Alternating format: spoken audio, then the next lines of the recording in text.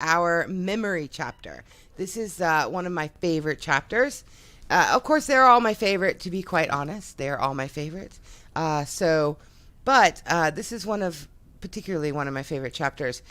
This chapter specifically is one that will help you with like everyday life kind of things. So this will help you with learning how your mind works, and that's meta memory. That in itself will help you have a better memory. And I put an old school Simon game here. I know there's other games that people use now for memory, but this is like an old school Simon where things would pop, like it would be blue, green, red, yellow, green, and you'd have to replay that. And that's really all it did. You'd have to try to get as far as you could. And they'd have Simon championships. It was a pretty popular, easy, conceptual game. So let's talk about memory. Memory is the set of processes used to encode. Let me get my handy dandy pen here. Used to encode, store, and retrieve information over different periods of time. Okay, so this is basically what memory is. Okay, encode, store, retrieve information over a certain amount of time. So super easy concept, but there is so much more going on. First with encoding. Encoding is the input of information into the memory system. So this is the input. This is the right when we see it, right when we hear it. When we hear it, that's supposed to be an ear. Okay. Right when we touch it. That kind of looks like a hand. So basically it's going to be when we sense things, when it happens, we are encoding that, okay? I'm going to fact that I can't draw at all. So we do different types of encoding. There's automatic processing. This is encoding of detail like time, space, frequency, and the meaning of words. Usually takes place without any conscious awareness. It just happens, okay? But then there's effortful processing. This is encoding that requires work. For example, studying, okay? Material is far better encoded when it's meaningful to you, but it doesn't have to be. You know, people say you can't remember stuff unless it means something to you. Well, it doesn't have to be specifically meaningful. For example, people will tell me history class, you know, they're like, I hate history or I hate math. And it's like, don't hate, because like those are really good subjects, because, you know, we learn about history, we cannot repeat it, you know, kind of thing. Or knowing our history helps us grow and be better people. So, I mean, history is good. So if you can make the history kind of apply to yourself, it'll be a little easier to remember. But I can apply Pearl Harbor to the fact that my dad was in the military, perhaps, so that I can remember the date of Pearl Harbor is December 7th, 1941, I believe. If I am wrong, please someone feel free to correct me. But I know it's December 7th. So history, if applied to self, yes, you could probably remember it a little bit better, but you don't have to. You can still learn stuff and encode things, even if it's not something that really pertains to you, kind of thing. So types of encoding. You have visual, which is obviously seeing. Okay. Then you have acoustic, which is hearing. And then you have semantic, which is meaning. Okay, so this one, I always like to put a thought bubble with this one, because if you think about it, what you think matters when you start talking about understanding and encoding information. So if somebody says to you, hey, you want to go out and have a good time tonight? All right, there's some semantic encoding there. You want to have a good time? Now, good time often implies, especially said with that inflection, it's implying that, you know, some nefarious activities are going to go on. But if you don't know the meaning of let's go have a good time, you want to have a good time? If you don't really know that meaning, then you're not going to be able to encode that information properly. If somebody says, especially like in the drug culture with kids, or with kids in general, somebody had asked my daughter, did she want to, what was it they said? Oh, I forgot what they said to her, but it was a drug reference, kind of like go back to the 60s. You want to go take a bump. Well, that's cocaine, bump of cocaine. Well, if you don't know what bump means, then you have no idea what you're signing up for, okay? So the meaning of the words matter. And that's, you can't encode information properly if you don't know the meaning of the words. That's why it's really important if you're reading like a journal article, or if you're reading a textbook and you come across a word and you're like, I have no idea what that word means. Look it up. Just real quick, take a second, look it up, go back. Because that one word could really frame the entire meaning of everything that you're reading. I know now. I know what that means now. So yeah, so basically, semantic coding is the meaning of the words, a meaning of the event. Self-reference effect. The self-reference effect is a tendency for an individual to have better memory for information that relates to oneself in comparison to memory that has less personal relevance. Now, we just kind of know that this is true, okay? We do have, when we can self-reference, our memory's a little stronger.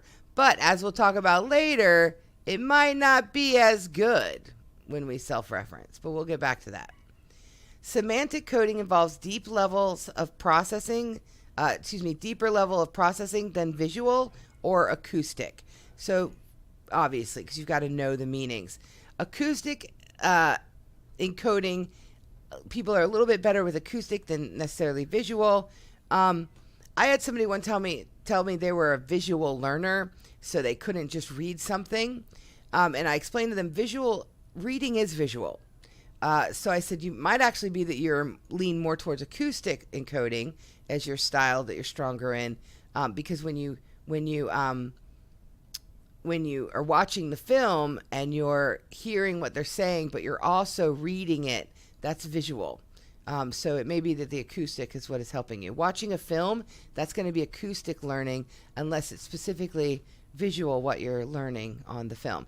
But the truth is, everyone learns pretty much, when we start talking about the learning styles, everyone is pretty much equal in all of the learning styles. And you may learn towards something because it's a preference, lean towards something because it's a preference, or it's how you were raised, or it's how you've always done it. Like, I am very acoustic encoding. I'm very much hearing. But if I hear someone's name and I see their name on a name tag, I'm going to remember it. But if I just hear your name, or if I just see your name, and I don't say it a few times, I'm not going to remember it. And that's pretty much how everybody is.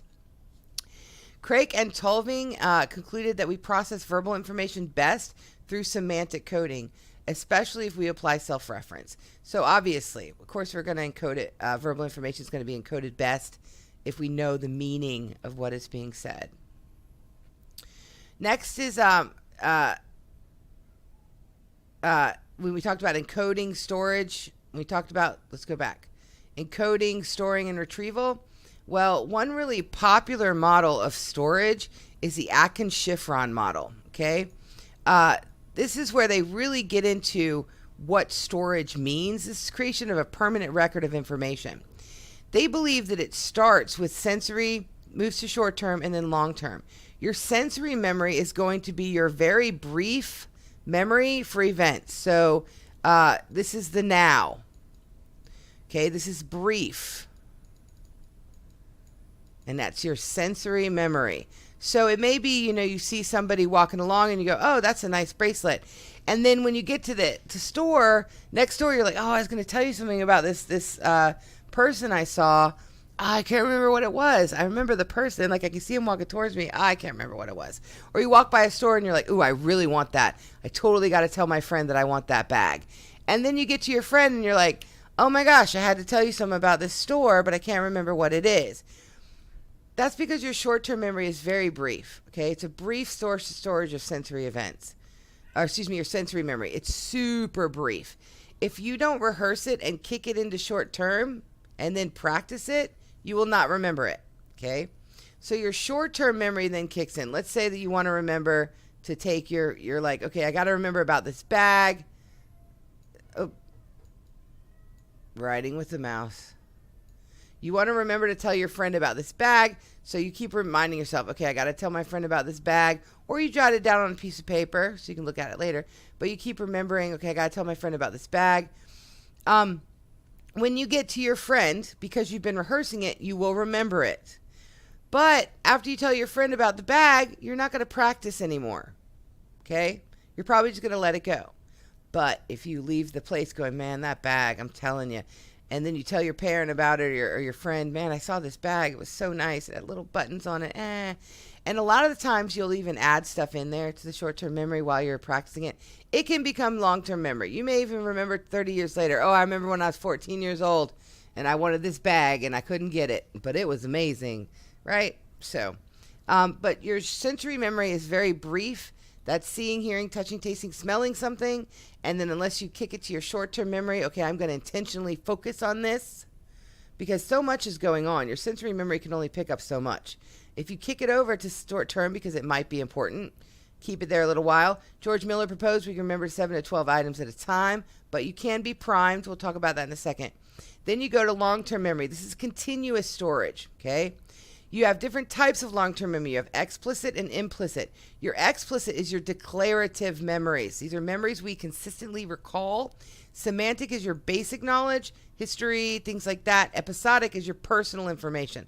Your birthday, your favorite color, personal information. Then you have implicit memories. These are procedural memories. This is how to do things. Like, how do you make a peanut butter jelly sandwich? You don't have to go through all the lists just to make a peanut butter jelly sandwich. You got that. It's implicit. In fact, it's primed. Okay, how to make a peanut butter jelly sandwich is primed. Your multiplication tables. Multiplication tables. If I say to one of you, 3 times 7 equals... Some of you are like 21. I had somebody 21 typing it out. 21. All right. 9 times 3 equals 27. Somebody kicks it out real fast, right? 8 times 7 equals a little slower, 56. Okay. So these are our multiplication tables. We are primed for these. When people tell me they're not good at math, I always ask them, do you know your multiplication tables? And they're like, no. And I'm like, that's why you're slower at math. It's not that you're not good at it. It's that when you get a problem that's like 2, to the third power plus 6 divided by 42, 42 divided by 6. 42 divided by 6 minus 10 equals. You get a problem like this, it's going to take you longer because you can't just jump in and be like, okay, well, 6 times 7, or 6 into 42, boom, that's going to be easy 7, right? You can't just jump in there like that. Parentheses first. 2 times 3. When you got 2 times 3, hold on just a second. I'm sorry. Okay, so it's working. All right, so 7. So 2 to the third power, 2 times 2 is 4. 4 times 2 is 8. I hope I'm doing this right, or I'll look really bad. 8 plus, that's in the not, it's not parentheses anymore. 8 plus 7 is...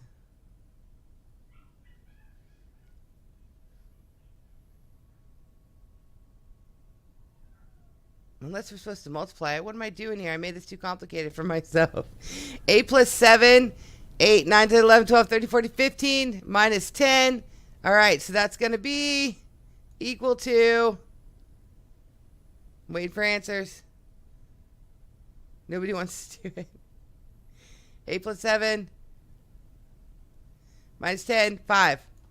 All right, 15, minus 5. I'm assuming that's the right way to do that. But I probably did it wrong. It has been so long since I've done a problem like that. I'm actually going to write this down. Oops, 2 to the third power, and I'm going to check it later. Because I'm laughing at myself because I probably actually just did that wrong. Divided by 6 minus 10 equals. I'm totally going to keep that for later. Anyways, you get my point, okay? So my point is, if you know your multiplications, if I say, 21 divided by 7 is, you're going to be able to pop 3 out really quick. And that's being primed. That's being primed for something. If you say to me, what is Piaget's stages of cognitive development, I can just throw those out to you. I'm not having to dig them up from long term. They're things that are primed in my brain. I can just come up with them like right away. They're just there. They're committed to memory, and I'm primed. So if I take a test, so if I'm going to learn more about Piaget, I'm just adding it to what I already know. So I can create a network. And that's what's good about being primed for something. All right. The model of human memory is based on the belief that we process memories in the same way that a computer processes information. Okay?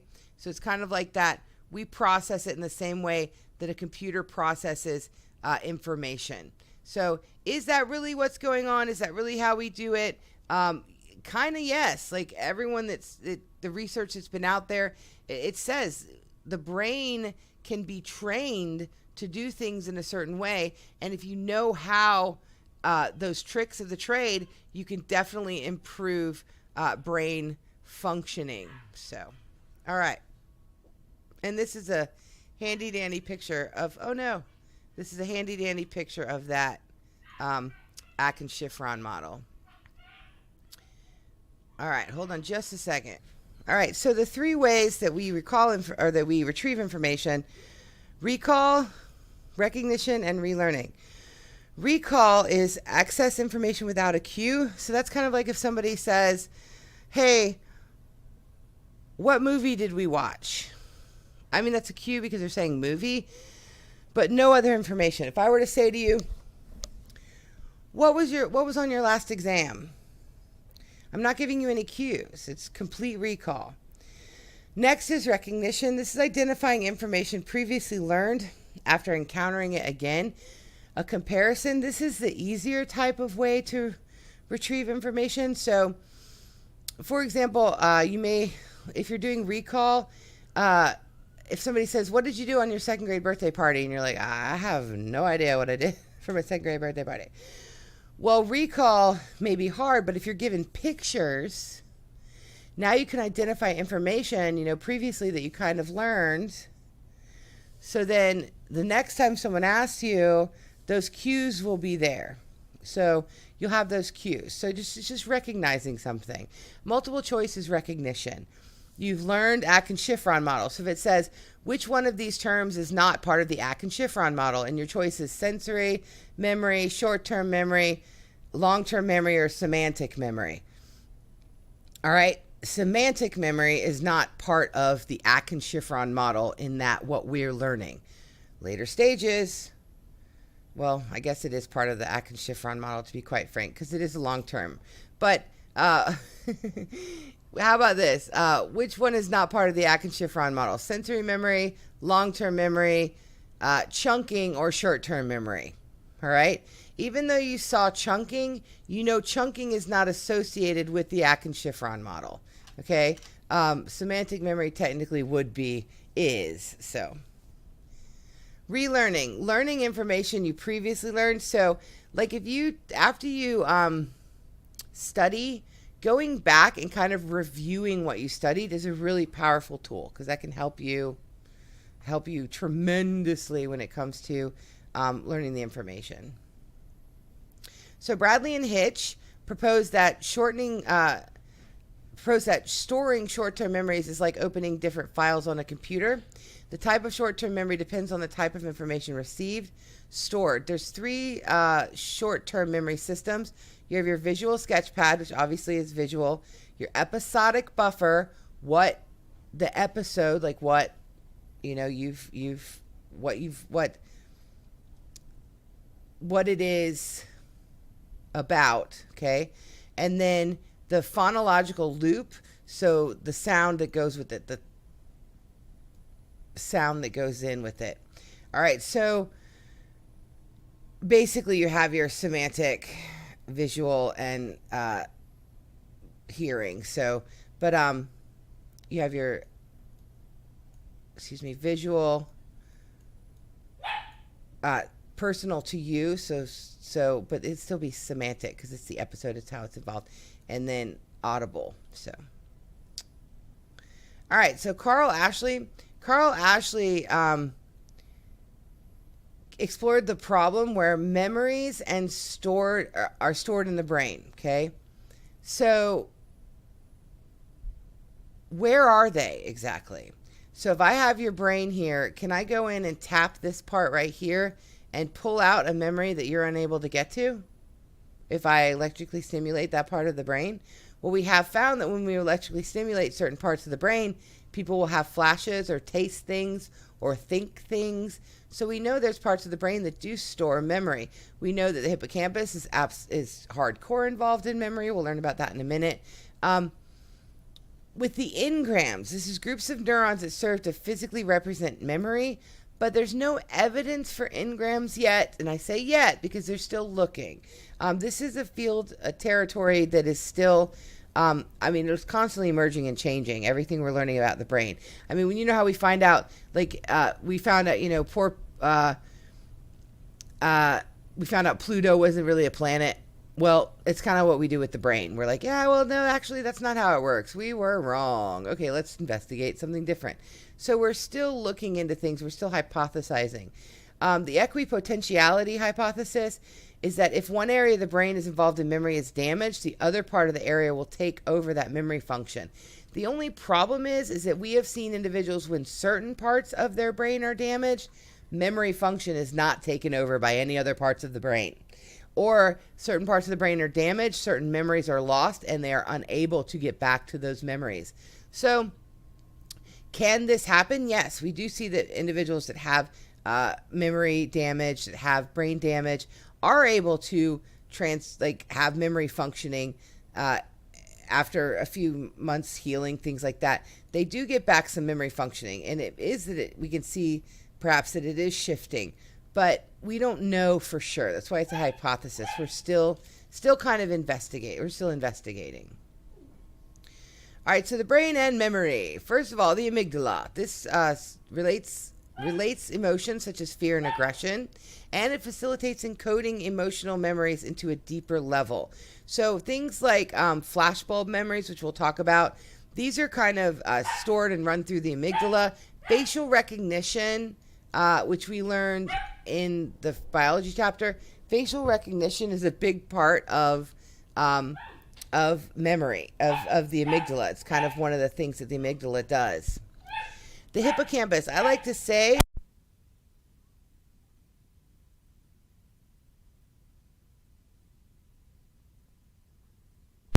that elephants have good memories, but the hippo never forgets.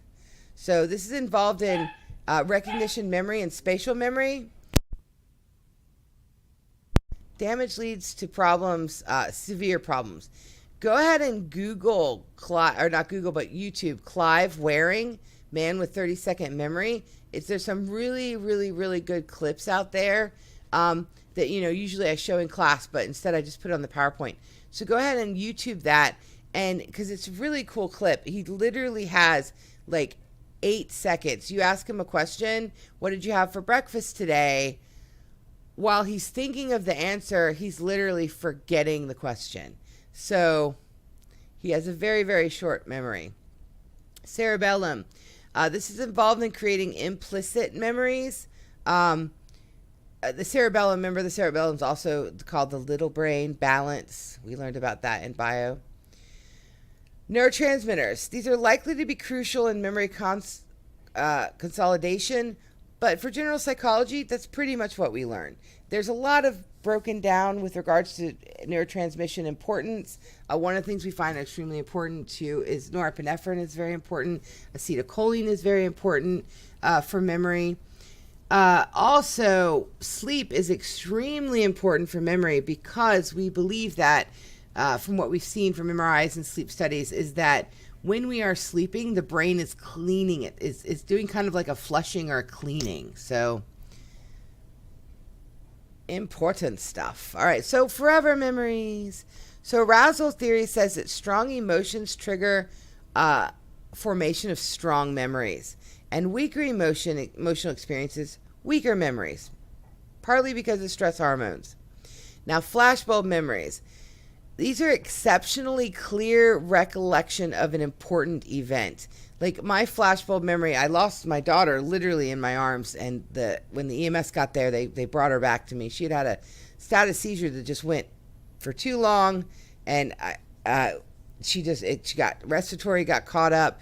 I'd called an ambulance; they were on the way, and when they got there, they were able to revive her. So I remember every single tiny little detail of that, obviously. And 9/11 attacks, Kennedy assassination, death of FDR, stock market crash. 9/11, when I first started teaching, 9/11 was the big flashbulb memory example, because everyone I was teaching remembered where they were. But now, guess what? I got 16-year-olds I got 16 to 19-year-olds who, this is history to them. I mean, if you are 19 or younger, this is history to you. This is something that, you were 1 year old when this happened, 1 or 2. So maybe a 3-year-old might remember, but anything younger than 3, and we'll learn about that later in another chapter with development, but anything younger than 3, you're not going to remember it. So this is history to you. Kennedy assassination is history to me. Death of FDR is history. Stock market crash of back in the day is history to me. But for people that were around when 9/11 happened or Kennedy assassination, they can tell you what they were wearing, what the air smelled like, where they were, every little detail, because it was kind of ingrained. Plus, it was rehearsed a good bit. A lot of times when a car accident or there's traumas that happen, or your wedding day or your child's first steps, you rehearse that. So you see your child take their first steps, and you're like, you call Grammy, you're like, Grammy, Ashley took her first steps. You call her dad. Hey, Dad, Ashley took her first steps. Oh my gosh, it was so cute. She pulled herself up on the counter and she was like, walk, walk, walk. You know what I mean? Like, you call people and you rehearse that. And that's quite often what happens with traumatic events, as well as things that are like nationwide.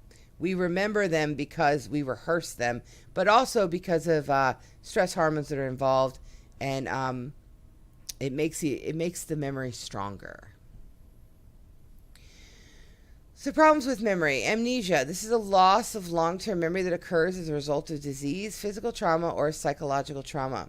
Anterograde amnesia. This cannot remember new information, although you can remember information prior. So no new, okay? Antero, no new. So you get into a car accident, and you can remember who you are, you can remember everything about your past, but you're unable to remember things that are currently happening. So like your child, may come in, and then 2 years down the way they come in and you don't recognize them because they're 2 years older than what you remember them being. So usually this is one that you can see a great deal of a good prognosis for. But if there's damage to the hippocampus and new memories can't be formed, this is a very hard way to live. Person would have to do a lot of note taking and memory work of different ways to have to think to function. Retrograde amnesia. Retrograde amnesia is the loss of memory for events prior to the trauma. No. Okay. Sorry, I had a puppy. All right. So retrograde amnesia. This is loss of memory for events prior to the trauma. So prior. So we get in an accident. We can remember future things, but we can't remember our family, our friends, where we worked.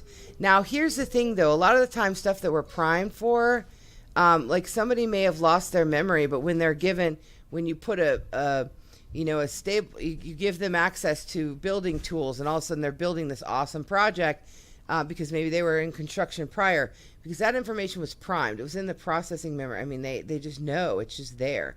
It's been primed for them. It's something they don't have to have to have access to know how to continue to do. This is why when we see some really bad cases of retrograde amnesia as well, the person isn't able to remember anything about themselves, who they are, where they're from. They can't remember even sometimes simple tasks, but you sit them down at a piano and they're able to play fully through a piano. All right, memory as construction and reconstruction. Construction, this is formation of new memories. Reconstruction is the building of process of bringing up old memories. Quite often in reconstruction, this is where we have our problems. We don't reconstruct things properly. Effects of misinformation from external sources that lead to the creation of false memory. Suggestibility is quite easy to do. If you say to somebody, I really love that purple dress you were wearing on Thursday, and they say, no, it was a yellow dress. And you say, oh, well, I know that Amber was wearing a yellow dress, and let's say that Amber was wearing yellow. And they go, oh yeah, she was. So yeah, you were in purple. Did you forget you were wearing a purple dress? Oh, I totally forgot. It's not that hard for suggestibility when you weave in truth with the little lies. And sometimes we do it quite accidentally. We will reconstruct a memory to kind of fit how our stereotypes or our belief system is. So not necessarily belief system, but even stereotypes that we don't even know we have. Like, so we end up reconstructing this memory that isn't accurate. Misinformation effect paradigm. This is after exposure to incorrect information, a person may misremember the original event. So even if they don't use that incorrect information, you say, oh my gosh, did you see those bunnies popping through the park? They were so cute. And somebody goes, they weren't bunnies, they were foxes. They weren't foxes. Oh, maybe they were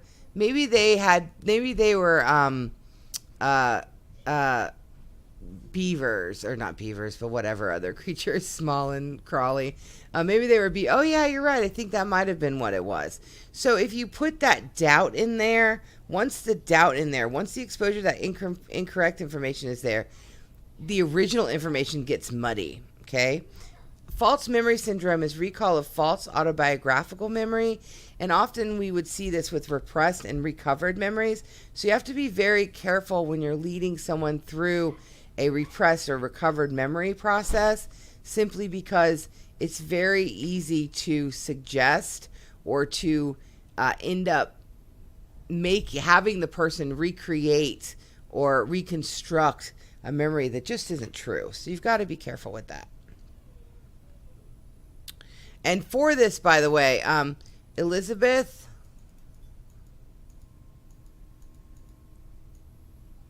Elizabeth Elizabeth Loftus, Loftes. If you Google Elizabeth Loftus, I think actually it might be a U, but Elizabeth Loftus, and you can even type TEDx. She's got a TEDx that's amazing. Like, it's just an amazing TEDx. Elizabeth Loftus. It's a TEDx on memory, false memory, and memory reconstruction. So if you want to know anything about memory, look up Elizabeth Loftus. Her work is phenomenal. All right, forgetting. So forgetting is just a loss of information from long-term memory. Sometimes there's an encoding failure. Well, it was never put there. This is quite often what happens during an exam. It's like, oh, why don't I know this stuff? I studied it. Well, you read it once, but it was never truly encoded. All right, transient. This is memories can fade over time if they're unused information fades. A great example of this is people that learn Spanish. They learned Spanish long ago, and they've not used it. It kind of started to fade away. But after a great deal of work, they can kind of pull it back, and it can kind of start coming back to them. But it would fade over time, and you may even lose a lot of things that weren't well primed.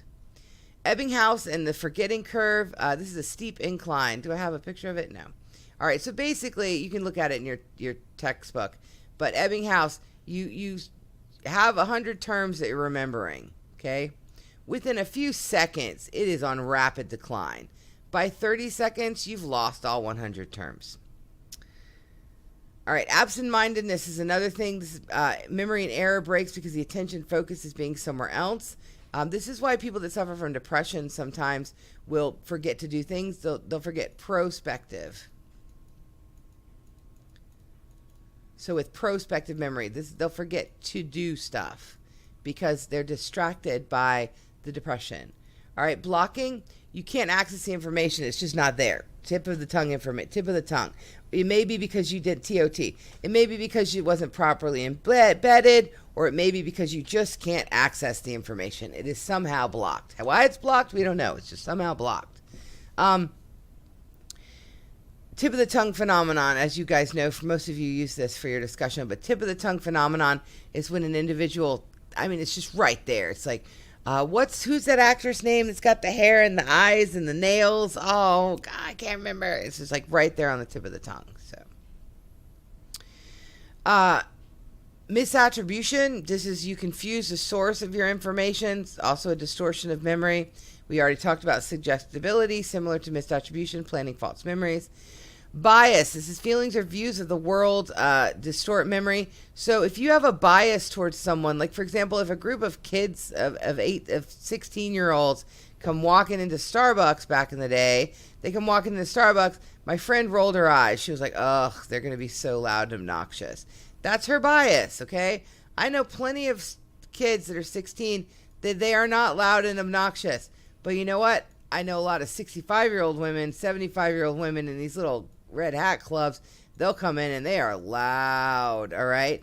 But their bias is towards 16-year-olds. The 16-year-old's going to be loud, so after they leave, they'll be like, ugh, they were so obnoxious. Were they really actually obnoxious, or were there just 2 times that they laughed all together and you noticed it, so you automatically assume that they're obnoxious? So your bias of the world can actually contribute to creating misattribution and false memory through the suggestibility of your own bias. So you got to be careful with that. Persistence. This is interference of current information, making it harder to concentrate on other things.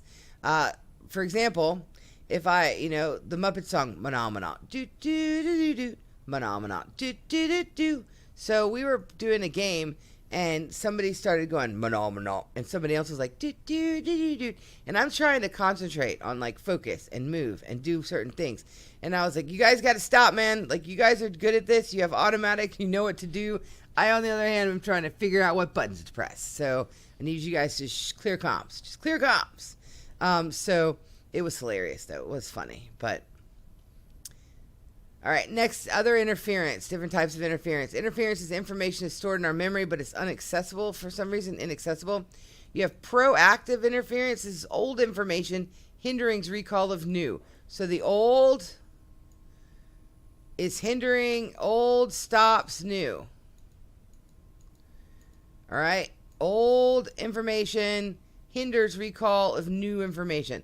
So let's say you learned German a long time ago, and now you're trying to learn Swedish, which actually would be Dutch. Trying to learn Dutch, and you're having a really hard time. You're having a really hard time learning Dutch because the German keeps popping up. This happens a lot with Spanish and French. So retroactive interference is information learned more recently hinders recall of old.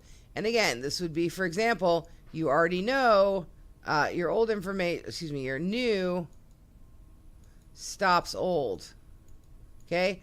So your new, your Dutch that you're now learning, you're learning this Dutch, and then you go home and you're around your German family or your German friends, and you're like, nope, I can't speak it. Like, I've forgotten most of it because my Dutch is getting in the way. Because I don't even know if they're similar. I don't speak German or Dutch. But Spanish and French, the Romance languages, and French and Italian,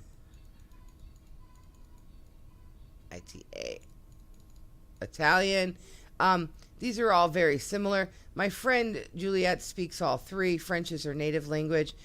So when she's speaking to Marco, her partner, she's speaking French-Italian mix, And it is very hard for me to try to keep up with what they are saying, A, because I don't speak French or Italian, but B, even trying to figure out what French or Italian, what they're speaking. So, all right. So that's that.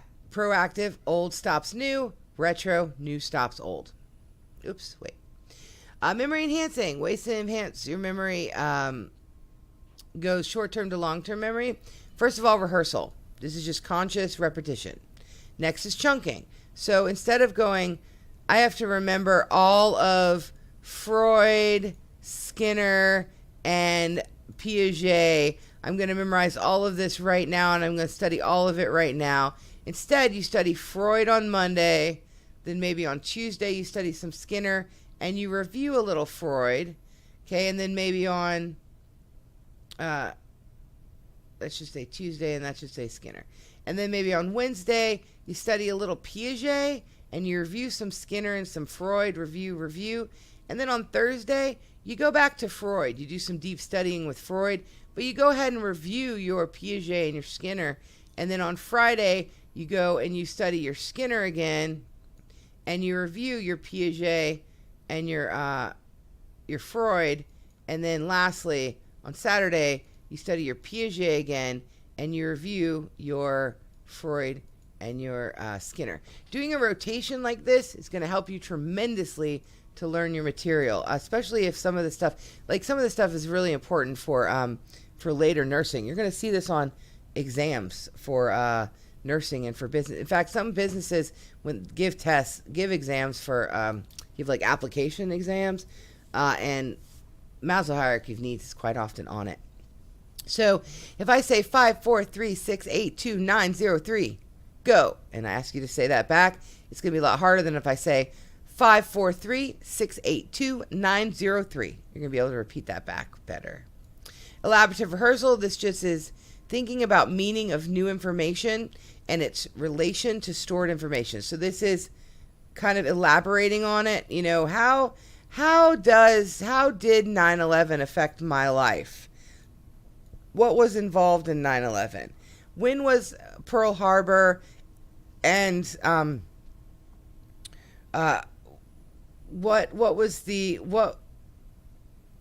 who were some of the soldiers that were there? Like, kind of giving it meaning to new information that can help you. That's elaborative rehearsal, or even just tying it to other information you've learned. Next is mnemonics. Remember SAME? You got to know this for nursing, for all medical fields. Actually, we'll test you in this. But sensory, when you have your sensory neurons, they're your afferent, and your motor neurons are your efferent. So sensory, afferent, motor, efferent. So it's a good way to remember that. And EGBD, every good boy does fine. So, or every good,